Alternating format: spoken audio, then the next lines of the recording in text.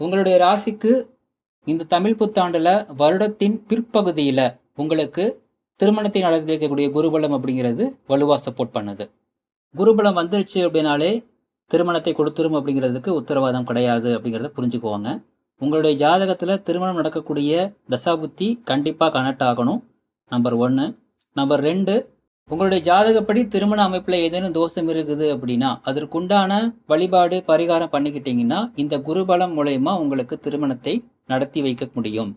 அதாவது டிராஃபிக் இருந்தாலும் உங்களுக்கு நீங்க போய் சேர வேண்டிய இடத்துக்கு போய் சேர்ற மாதிரி கணக்குல வச்சுக்கோங்க.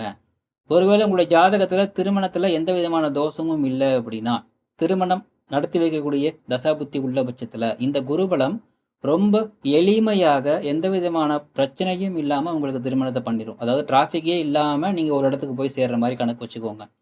ஸோ திருமணம் நடப்பதற்கு குருபலம் மட்டுமே போதாது அப்படிங்கிறத புரிஞ்சுக்கோங்க.